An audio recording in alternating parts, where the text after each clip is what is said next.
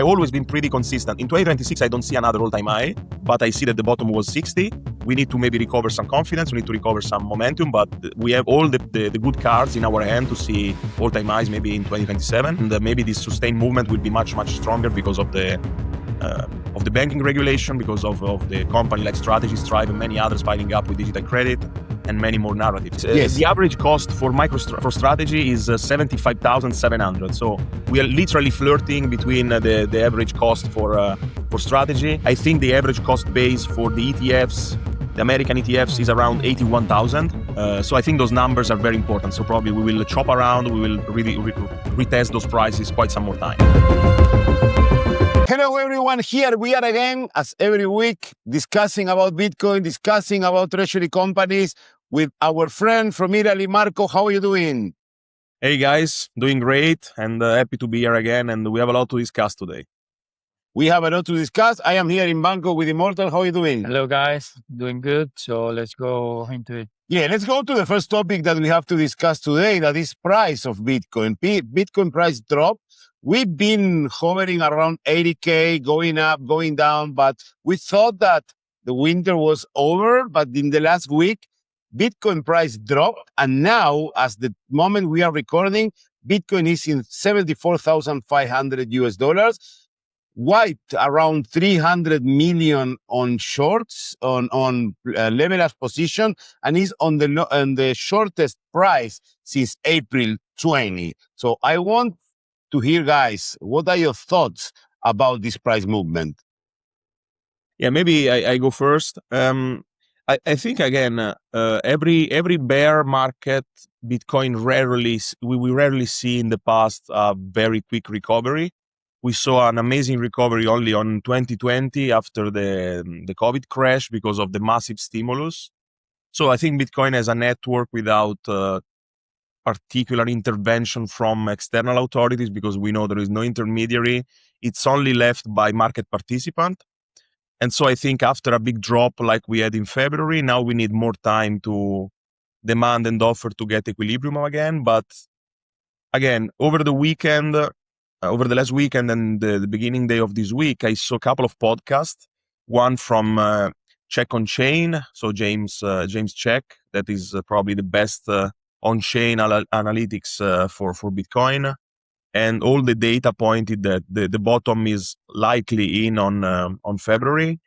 Also, Matthew Mezinski for Porkopolis, for the Power Law, he said that we are in a very rare scenario on the downside, meaning that is statistically looking data from the past. It's almost a unique situation, so it's a good time to accumulate, meaning that the bottom is likely in as well.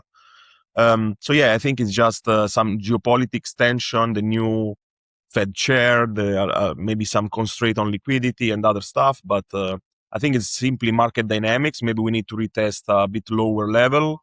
But I think the winter is behind us. I think it's not related to anything in Bitcoin, but just another negative macro week. Don't forget this data point. Nvidia dropped 6% this week, which is the leading market cap in the whole market. So do some of the AI companies that had this big run on the previous month. On top of that, there were some uncertainties with Trump, still with the war, no war. We don't know what happened. And also on Friday, it was a negative info about the Clarity Act. I'm not sure if the Clarity Act or the approval of the 24-hour blockchain. Both. The 24-hour blockchain, I think, was paused. I read today in the morning in Twitter. And also the Clarity Act in Polymarket was kindly 90% of probability of approval, and now it dropped to 50%. So I think that is like the last punch, but it was mostly a macro thing during the week that dropped the price from 80 to 75, 74 right now. Let's see. On top of that is long weekend where we're going to have very low liquidity, so they can push the price to wherever they want the whole weekend. don't be surprised if we drop to 70 on a flash crash and then recover, or we see what happened. Yeah, great point. Yes, yes. Yes, it's holiday in United States. Also here in Asia, it's holiday in most of the biggest markets in Asia because it's Buddha's birthday. And also, well, in Argentina, also it's holiday on Monday. I don't think that Argentina is moved something on the weekend space, but we are also on holiday in Argentina. So do you think that most of the big analysts, I'm not saying the clowns who threw lines, most of the big analysts that manage data, mathematics, statistics, that analyze the power law, we all agree that the bottom probably was February. The bottom was probably 60K. What do you think, Marco? Do you think that the bottom was 60K? We can go even lower on what we can expect in the next couple of weeks. Yeah, I think we've been pretty consistent in saying that sometimes also the gut feeling tell us something. So when we recorded back in February, back in March, we had this impression that it was a flash crash. We had the impression that even after the weeks, the momentum came back over, the volume came back, and it was pretty likely that the bottom was in. So we are pretty consistent since February 26, I think, on calling that. And now again, I'm feeling pretty bullish listening to these other people, because one is from purely on chain, another one is from the power law. Then we have Saylor multiple times stating that now the 4-year cycle is dead, is driven by different flows, different volumes. So yeah, I think we have different clues on the table to say pretty confidently that the bottom was in. Then again, if we have some kind of black swan scenario, some kind of unexpected, massive bad news, maybe we can revisit lower. But if not, and I think it's not the case, I think we should just accumulate. It will be probably a boring summer, a chopping summer, an uncertain summer. But if you have money on the side, just DCA and keep doing what we always do, that is stay humble and stack sat. So nothing changed. There was another report made by the guys who created the Power Law, by the second of Giovanni. I don't remember the name of the guy, but the one who said but the guy who is Giovanni is the director of the Scientific Bitcoin Institute. This guy is like the sub-director or whatever. Anyways, he works with Giovanni. He also did another analysis on the historical timing for Bitcoin to come back to all-time highs after a crash like this one. In their numbers, the most probabilistic scenario is 200 days from now. He's not predicting 100K. He's predicting a new all-time high. This is the most probabilistic scenario. Sorry? 200 days from now. 200 days from now, probabilistically is the most likely scenario that, or based on all previous data from the Power Law, that would be. Obviously, this is, I think, 70% or something like that. Obviously, there is still something like 30% chance that doesn't happen. And he split up the probabilistic into, 200 is the most probabilistic, but also there is a probability that it might take 500 days. There's a 30% chance that happened. Or that it didn't even reach the all-time high for a couple of years. So as usual, you have to analyze it in the context of probabilities and back up by the only thing that you can back it up, which is past data. On top of that, you add the macro environment situations, and if nothing happens, or if things get smoother in terms of stop the war, stop the tariff bullshit, then that 200 days scenario for me becomes pretty clear. But as of this week, none of that happened. Nothing was resolved in the last week or the last 2 weeks. So that's why Bitcoin keeps chopping down a little bit from the last peak of 83, I think it was. Yeah, also I have in the Spanish podcast, two guys that are solid on-chain analysts saying that, yeah, the lowest might be 60 or between 55 and 60. They are not the clowns that say, okay, because last cycle was like this, now it's going to go there and do all these stupid gambling possibilities. So that's the thing. Yeah, 100%. So I think that the market is completely different after the ETF, after the volumes that we see constantly, the bidding on Bitcoin. It's much more complicated. It's not just some degenerate crypto people with their own account with 20x leverage trying to bet on the market. Now it's we have a sustained bid and floor that is rising, and so it makes sense that if we go less euphoric, we go less depressing in the bear. And again, if we don't have external shock with massive liquidity pump or massive positive news altogether, I think Bitcoin just do what he's always doing, but it takes a bit more time than maybe expected. So I kind of agree that maybe in I always been pretty consistent. In 2026, I don't see another all-time high, but I see that the bottom was 60. We need to maybe recover some confidence. We need to recover some momentum, but we have all the good cards in our hand to see all-time highs maybe in 2027. And maybe this sustained movement will be much, much stronger because of the banking regulation, because of the company like Strategy, Strive, and many others piling up with digital credit, and many more narratives. So yeah. Yeah, what the funny thing the good thing that today is I've been on Twitter all day trying to see if there are crazy news that motivates this drop, and there are no clowns saying, "Oh, Sailor is in loss again."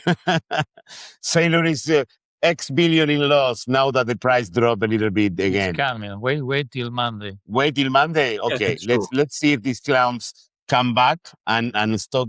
Yeah, I mean, the average cost for for Strategy is 75,700. So we are literally flirting between the average cost for Strategy.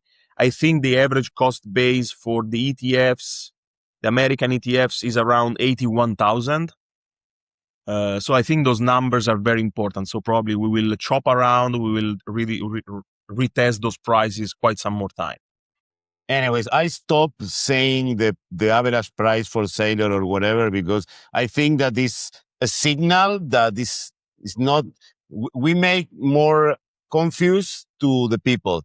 Like they are not losing money; they hold Bitcoin. So if they are stupid and they sell Bitcoin, all the Bitcoin they will lose, but they won't.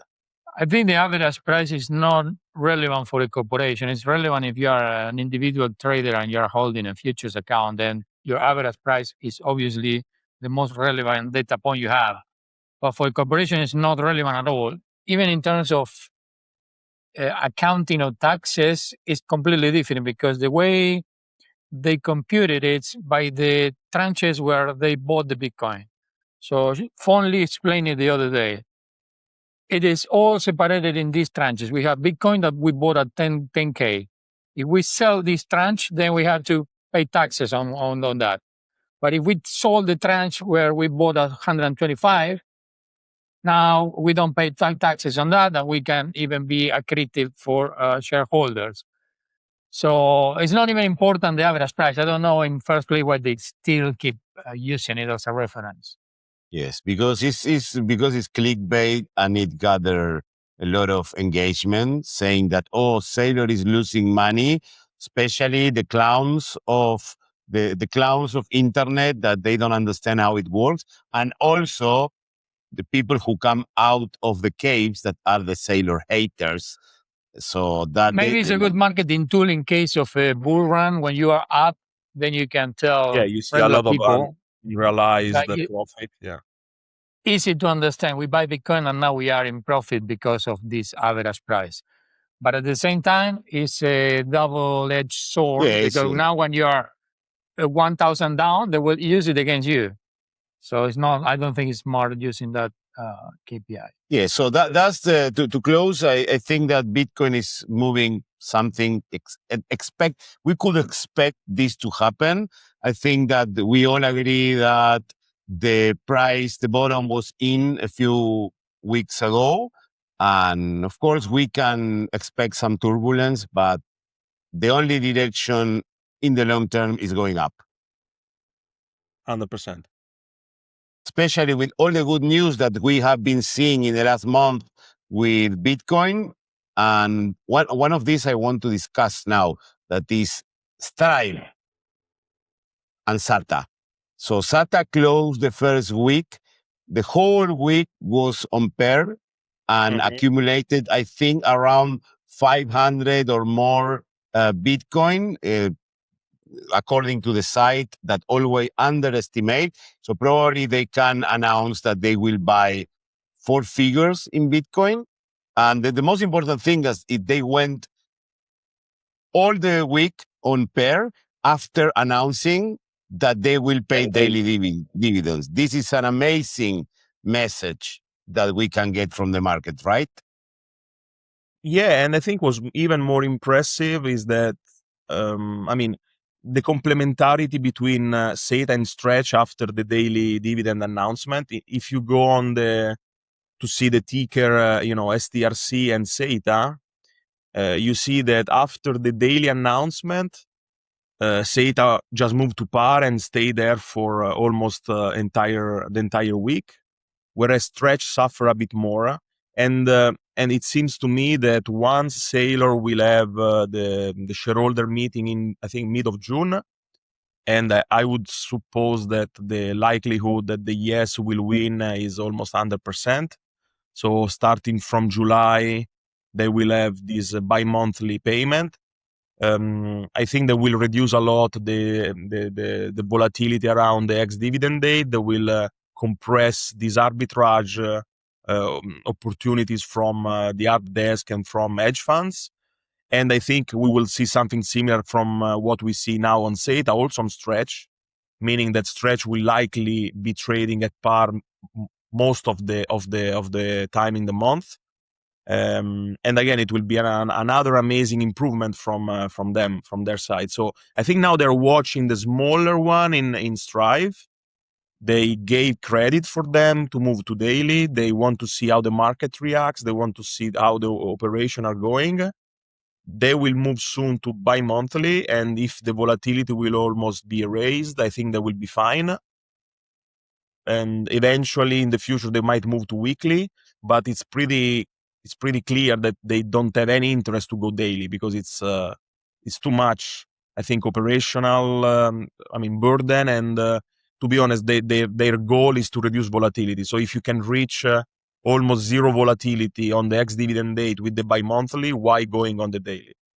Strategy is 20 times bigger on the preferred, 100 times bigger on the balance sheet. So yeah, also I think that strategy doesn't need to go daily to be better, to be more attractive than SATA, right? Because you were explaining that.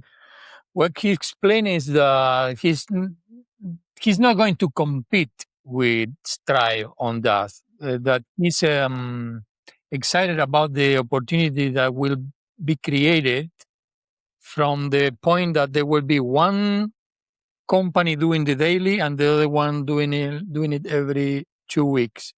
That interaction in itself might create new opportunities for investors to trade in and out both together as a team.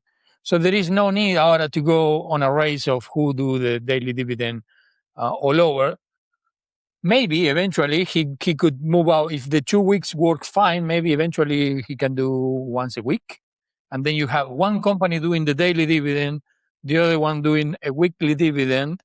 And that on itself will create more arbitrage opportunities for more capital coming into both instruments, both helping each other, actually. And the other one is just on the daily dividend mechanics on itself is interesting because it could open up another opportunity for traders which is, for example, in the case of Zeta, if you're a trader and you're doing some kind of daily trading, hedging positions, going in and out of the market with risky positions during the times where Wall Street is open, you can keep doing that. But what do you do at night when you park your money? You can park it in Zeta. That way, you capture during the after hours, you capture the dividend payment. You keep your money working, and during the day, you sell your Zeta back, get the cash, keep trading. So it's a more for someone who is trading 24/7. Now it's a better opportunity. It adds up to your trading line. So it's also going to help Zeta because it's going to bring more fresh capital to it. Even though if it is in and out, right? Because it might seem like a too speculative capital, but at the end of the day, it's still helping Bitcoin because we need the volume. Yeah, and also it will trigger a lot of new Bitcoin Treasury companies doing the same. I think that we are close to get the Mars prefer from Metaplanet. We are close to approve. I think that Smarter Web is gonna get their own preferred. Capital V, they're gonna get their own preferred. So there will be more and more instruments for traders to use. And at the end of the day, all of this money is gonna go to Bitcoin. Yeah, And it's good that they use these different time frames or different dividends. They might have they shouldn't be all the same. They should have this little difference because this little difference is what create opportunity for arbitrageurs, and then they all will benefit from that. So yeah, it's better that they don't just copy, but keep it slightly different. Yeah, I agree, and I think it's also I love Sailor, trying also to cherish the others. It's because, as we always say, it's not really a competition. It's maybe, yeah, it's in some extent is some sort of competition, but it's not in the traditional sense. So Sailor doesn't have any advantage to try to kill any other of the smaller products. It's much better to try to help them, try to reach more audience and try to support them, because he knows that ultimately if more companies, and again, I will be very interesting to see Metaplanet, because Metaplanet now is number 3 in the total Bitcoin, I think, in the corporation side, is 3 times larger than Strive. And Japan has maybe even much more in need for these kind of yield instruments.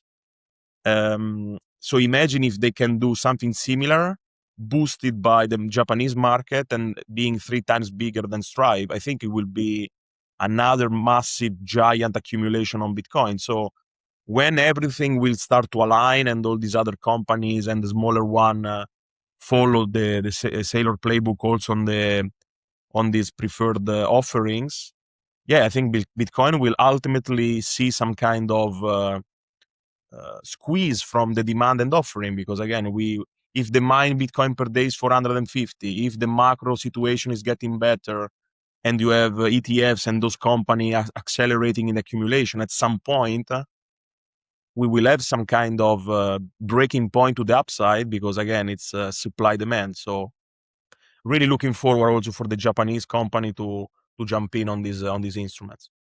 Yeah, let me share what you were pointing about Sailor is the tweet that he made yesterday. I want to share it because he says the most interesting story in Bitcoin right now is the rise of SATA in the credit markets and the embrace of ASST, the Stripe ticker, by the equity capital market. So Sailor is saying we are not competitors. We are part of the same team. It's the same thing, exactly. Yeah, this is very hard to see for people from the outside. They don't even understand how this might be possible. That Sailor give all the other companies the blueprint on how to do it. They do it. Even the ones that become successful, like Strive, is happy about it. It's not a competition.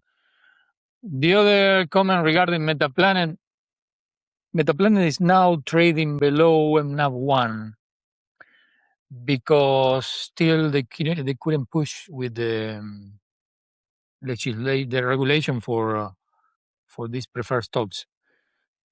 So I think once they get approved, Metaplanet should move above MNAV1, considering that that's what happened to Stripe actually. Stripe, I think, is the one that have higher MNAV at this moment.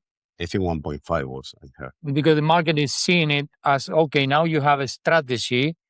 Now people are confident buying the stock because it has, even with the premium to the stock of Bitcoin, because you have kind of a business model. So it's easier for people to see. So it's easier to explain why would you pay a premium of MNAV above 1 for a company like this, while the other ones that look like they are not moving because they are just holding Bitcoin, they are around MNAV1 or below in some cases. Yes. So that's again, I was telling the last month, only good news for Bitcoin. More companies coming, more ETFs coming. In fact, Morgan Stanley, their most successful ETF in history. So the only thing that is pushing back the price, I think that is macroeconomics and global tensions. Otherwise, Bitcoin should be, again, reaching higher and higher prices in fiat terms. I think that Bitcoin will reach, if there are no political tensions or macroeconomic crashes around the world, I think that Bitcoin could reach all-time high this year. I am with Diego on that point. Yeah, finger crossed, So, guys. many people who are waiting to buy Bitcoin lower, who sold higher, who sold at the 105, they will keep waiting. Yeah, yeah, because again, I think Tom Lee said this. I mean, okay, now he's like on the Ethereum camp, etc. But a lot of his insight on Bitcoin back in the day were pretty compelling. So he said that during the year in general, Bitcoin do nothing for, let's say, 330 days, 335 days, almost nothing. It trades maybe someday on the upside, someday on the downside. But overall, if you normalize the stream for, let's say, 11 plus months over the year, Bitcoin don't do much.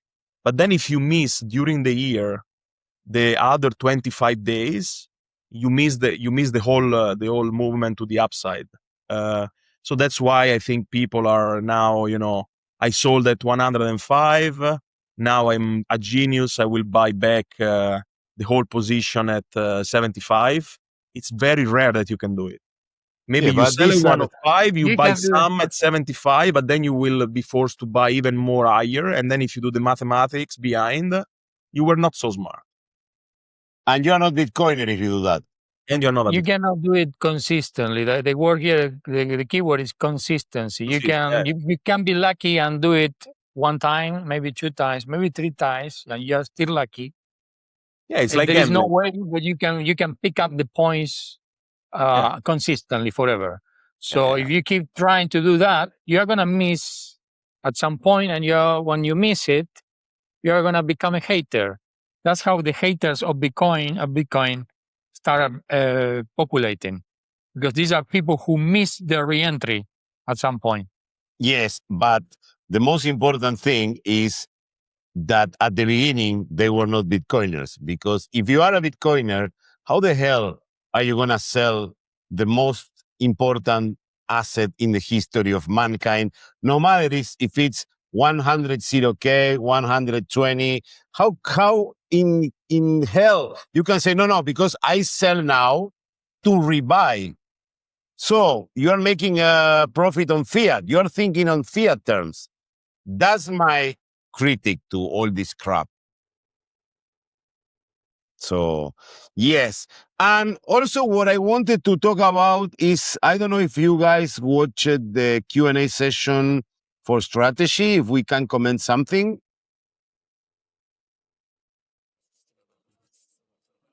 Yeah, I think was so. I have some highlights from the Q&A. The first one is that this healthy competition among the other, but I think Sailor has always been very transparent on that front.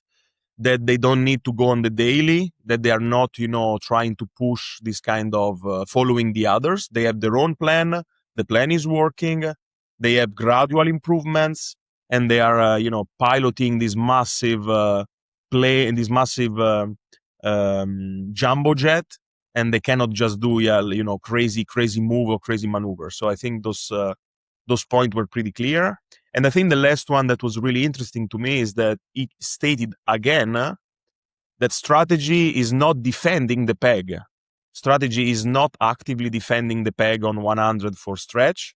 It's not like the algorithmic stablecoin in which you need to have this operational buy and sell of collateral asset doing some esoteric activity. They just watch the market. The product is over collateralized. The product is very strong.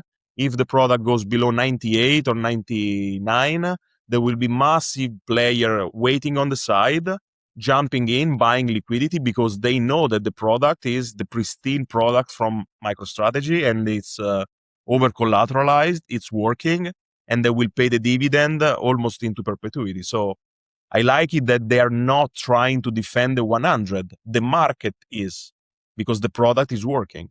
So I think that's the biggest take I had from the session. So I invite everybody to go and watch it if not done yet.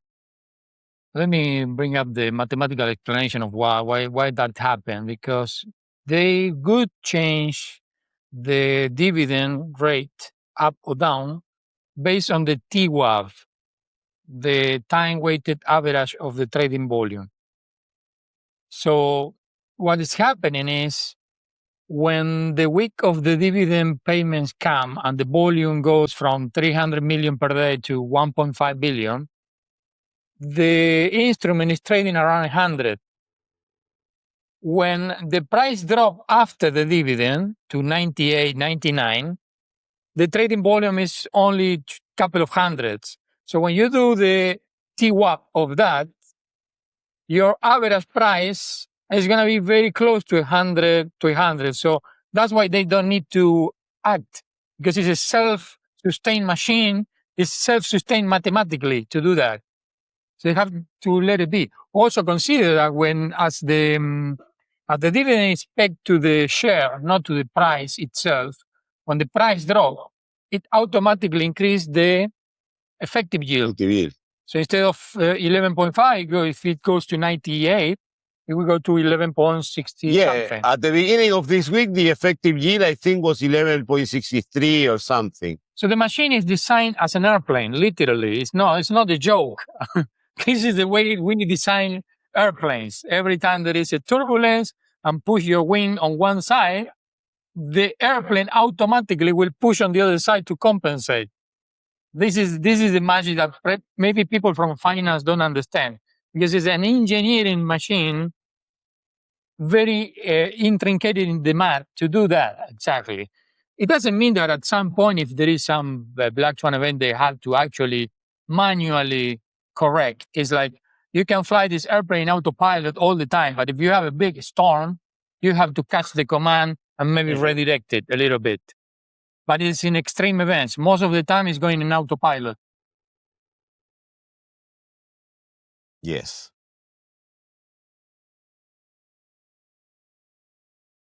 Yes. So what I like from the Q&A, I saw also highlights when he said that there will be multi-million companies created over these dividends, multi-million financial over these instruments. Multi-million financial companies that at the end of the day is what I envision in the future, what is going to happen, and why. And yesterday I discussed with a Canadian girl that she was also saying, oh, the Bitcoinization is with the retail adoption. And I say, no way. The Bitcoinization is when we reach 30 trillion or 40 trillion US dollars of market cap. And these instruments are the way that will capture this money and turn into Bitcoin. So these instruments will allow to create new companies, new insurance companies, new pension funds, also in the future, new banks that will use these instruments as liquidity. So you can, because I always say, how I convince my mom to put her money on Bitcoin. Of course, I would never convince her to buy Bitcoin, but I will say, Mom, you can keep the money in the bank that pays you 0.25% a year, or you can put the money here that pays you 11.5% a year. And indirectly, she's going to be with Bitcoin. But even though these preferred are a struggle for a normal person because they have to buy an instrument. If they want liquidity, they need to sell the instrument and get the liquidity. So in the future, I think and I hope that there will be instruments that a person can use with a debit card, just put the money, and the money is backed by these instruments that are backed by Bitcoin. So that is the magic of this kind of instrument. And also, it makes me bullish on Bitcoin because they will boost the hyper Bitcoinization. They will boost the market cap of Bitcoin, and they will make Bitcoin win. That at the end of the day is something that all the Bitcoiners want. If you don't want to Bitcoin win, or if you want to Bitcoin win in the terms you like more, you're not a Bitcoiner. That's my 2 cents.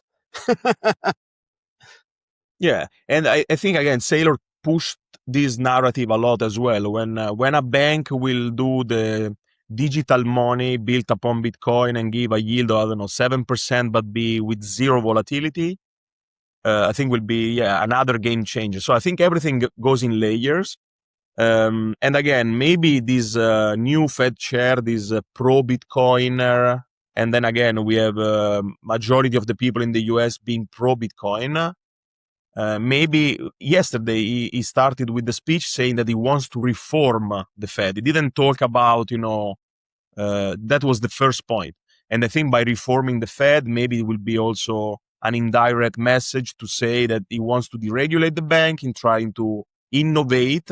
And what's the best innovation to put inside the financial system today? It's Bitcoin. So he's a Bitcoiner. He wants to reform the Fed. He wants to deregulate.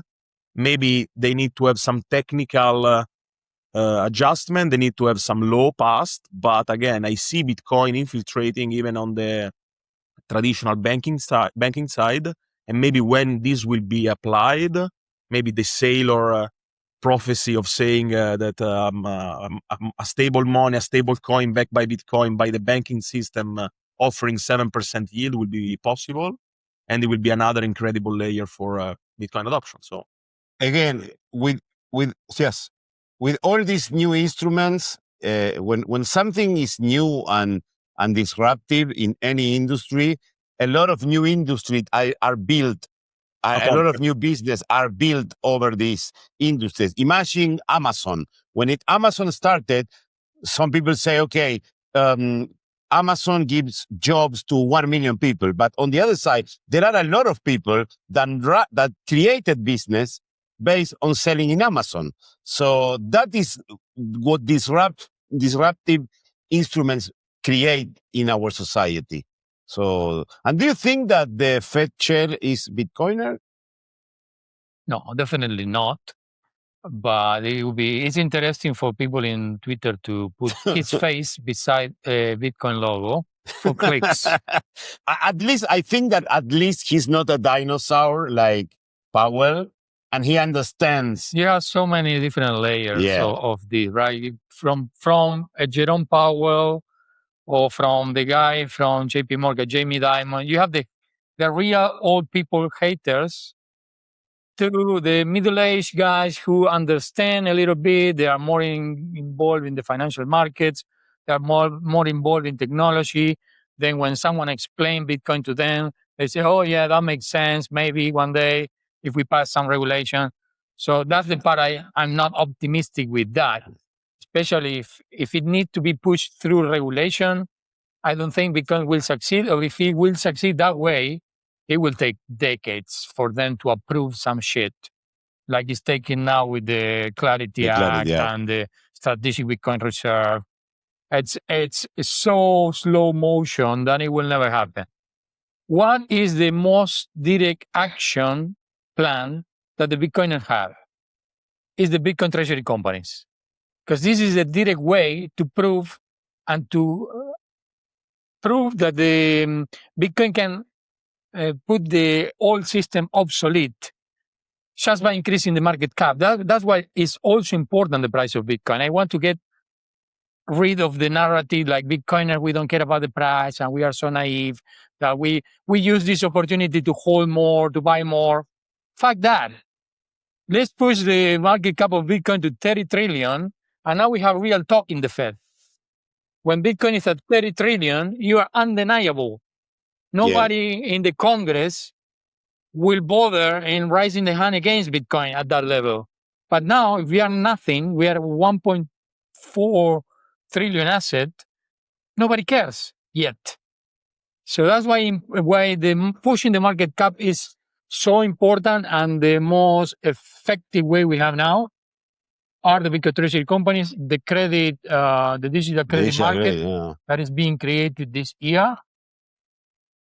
Yeah, because again, I think, as I said, this is a disruptive instrument, a disruptive industry that was just born last year. So imagine all the layers of industries that can be built on top of that and push the market cap of Bitcoin bigger, that at the end of the day is the only thing that matters for hyper-Bitcoinization. So anything else to discuss about that, or we can just jump to the next topic? No, I think we can move on the next one. Yeah, well, the next topic is similar. I want to point that this week again, Strategy made a huge bought purchase of Bitcoin, 25,000. Again, they surpassed BlackRock on the most held by an institution. I think that this week they will not announce new Bitcoin buys, but Strategy will remain the first one, I think. Yeah, and I think also they disclosed that they have more than 100 million beneficiaries, something like this, of direct shareholders of MSTR or indirect via the, for example, if a pension scheme or for example, other institution buy MSTR and put in their balance sheet. So again, 100 million, it start to become, these massive numbers that we sometimes didn't give credit for. But what Strategy did over the last 6 years is remarkable. They are reshaping an industry. They are giving more credibility to Bitcoin. They're building a new entire asset class and a new industry on top of this. And we already have more than 100 million beneficiary on the common share, and probably we will have more than 10 million beneficiaries soon on Stretch. So again, everybody that say that is not working, or everybody that is saying that there is no product, or everybody that is saying that is a Ponzi-esque style in 2026 are just liar. And this narrative again, stupid and try to mislead honest people trying to understand what's happening. So how about people who say that it's too dangerous for having one entity like Strategy to get all the Bitcoin? As if getting all the Bitcoin could be possible, first. And second, the second argument is what you mentioned. Its Strategy is one entity, but he's holding the Bitcoin. Obviously, its Strategy is the main holder, right? But actually, you can spread it into 100 million other smaller entities, which are plebs who hold MSTR, plebs or institutions who hold Stretch and all the other instruments. So at the end of the day, the other way to see this is Giovanni Santostasi also explained this, that networks grow up with nodes, saying like the nodes of Bitcoin, but with nodes. Some nodes could be, you can see the nodes also in social media. There are big influencers with millions of followers that they drive the narrative. And then from one big influencer, there will be a couple more smaller ones that drive a different layer of the narrative. That's the way also I see that. Strategy is a big node, but it's also a representative of 100 million other smaller entities that trust their own fiat money for strategy to be the bigger node of holding Bitcoin. So this is one of the speculation is when they say strategy is dangerous, that strategy hold all the Bitcoin is first, it's not even possible that they hold more than probably 6 or 7%. And second one, even if they do hold 6-7%, consider this 6-7% is also spread among all the shareholders of the company. So what was the issue? I still don't understand it. This is the stupid communist thing that the old Bitcoiners think. Or when they say, I am afraid because it's going too good. You are selling too much of this product. There is too much volume. People are buying it too much. It's too good to be true. So it must fail at some point.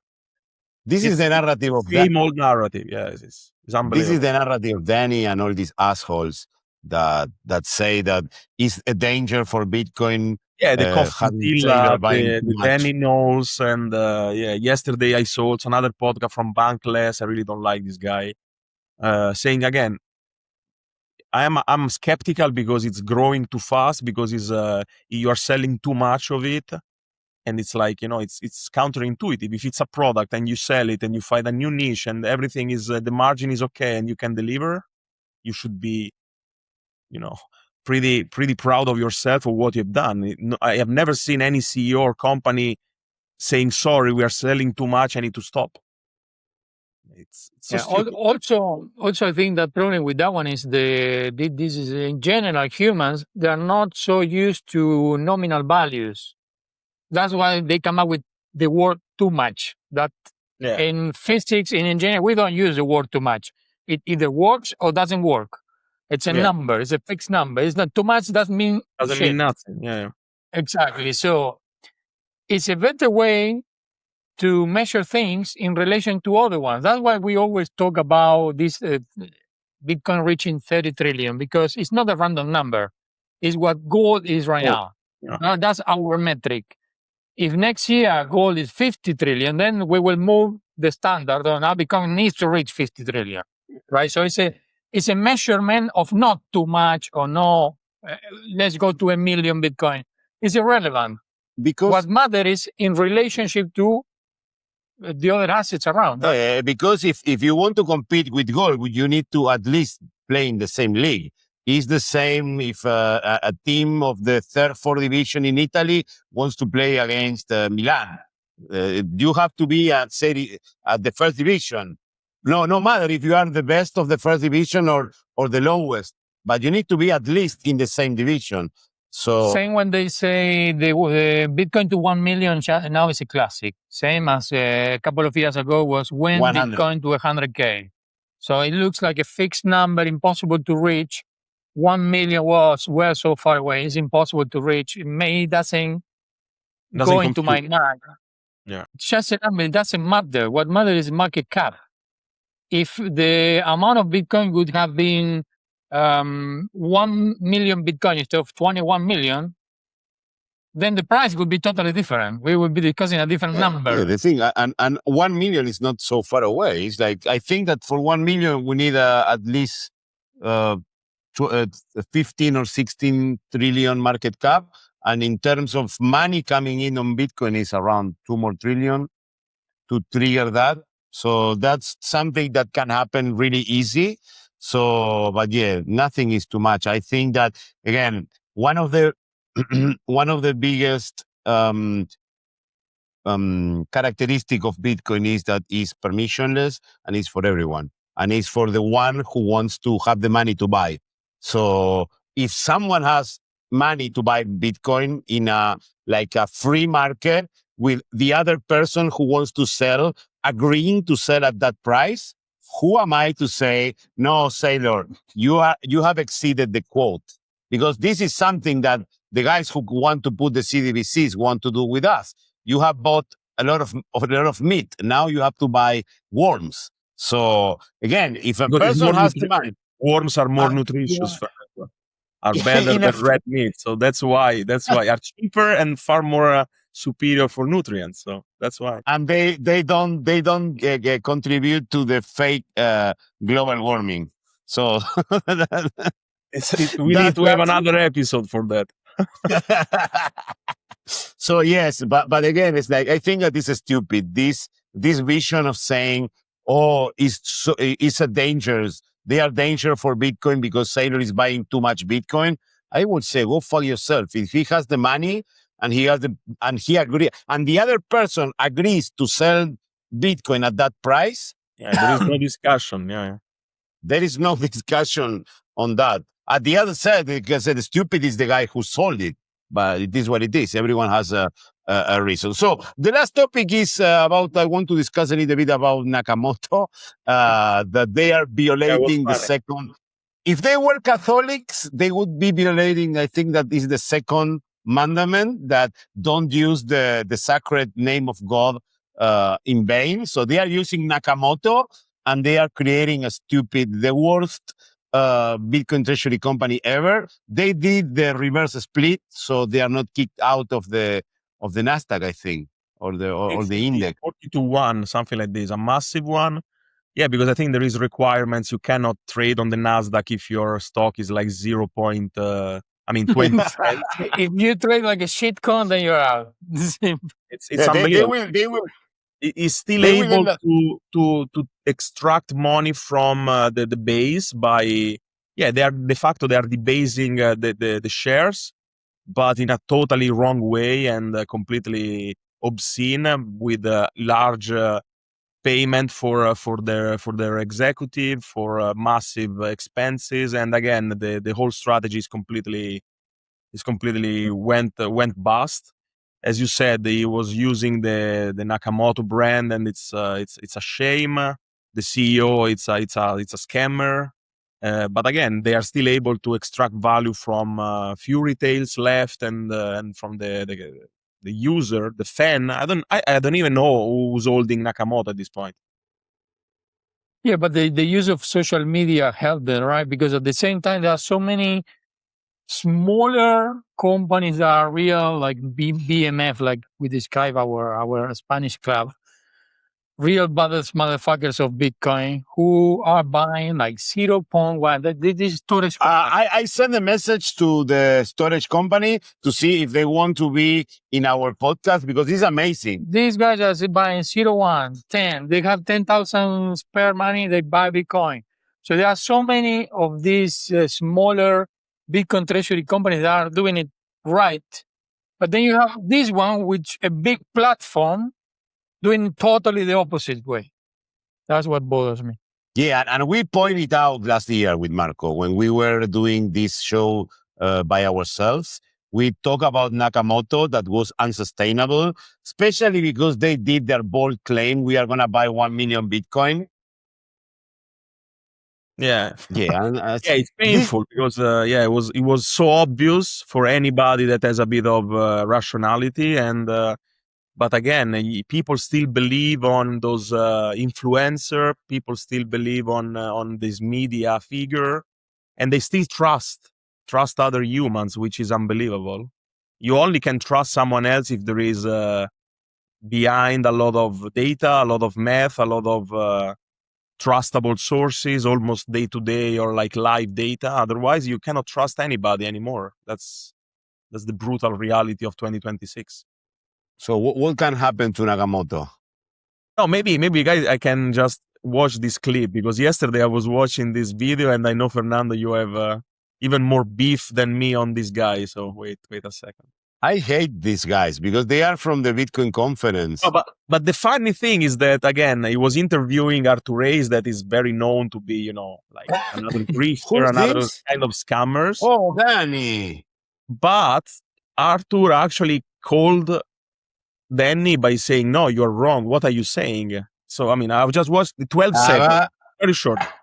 Wait. I hate all these guys.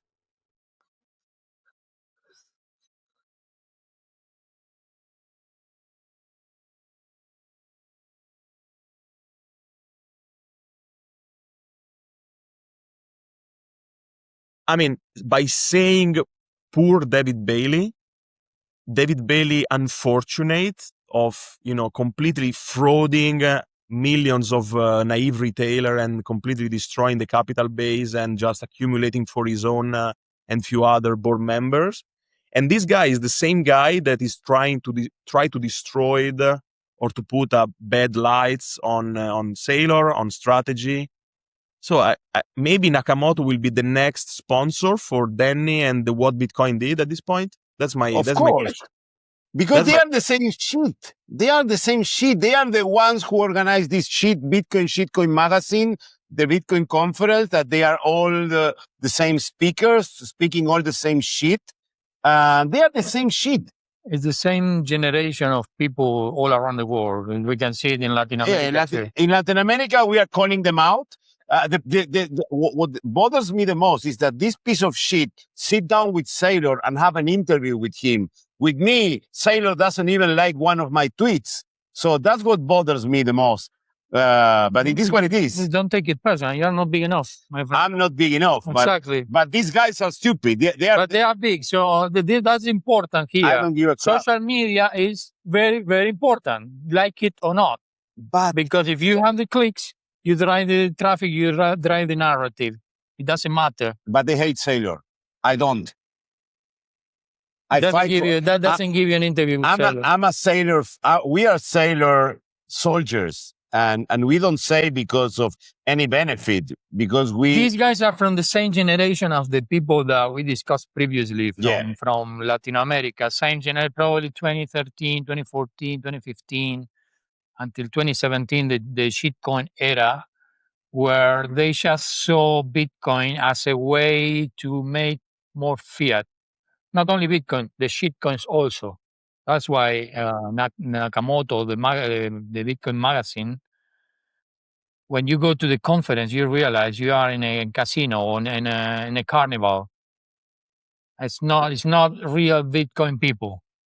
Yeah, that's the thing. So, but anyways, I think that sooner or later, time puts the thing in place, and the people who is doing the right things are gonna succeed, and these stupids, they are gonna lose. So it is what it is. It's a matter of keep doing what we are doing.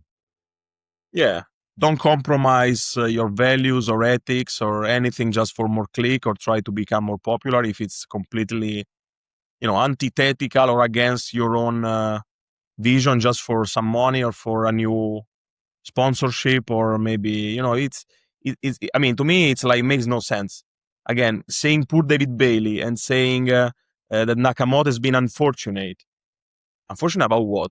Unlucky about what? I mean, it was all driven by purpose to completely extract value, and the stock is down 99.5, completely destroying everybody holding this shitcoin, using the Nakamoto brand, and then you claim also that Sailor is the problem. You're literally something is shady behind you because it makes no sense. Yeah, it is what it is. So anyway, so Marco, I think that we don't have anything else to discuss. By the way, did you eat pizza yesterday? Yes, we had. Yeah, I mean, it was Bitcoin Pizza Day, so thanks to Laszlo. I mean, I eat pizza pretty often when I'm in Italy, so it doesn't. You're Italian, it's like. Yes, but yeah, I mean, 10,000 BTC for 2 pizza back in 2010, May 22, 2010. It was a very important, special day for Bitcoiners. So thank you, Laszlo.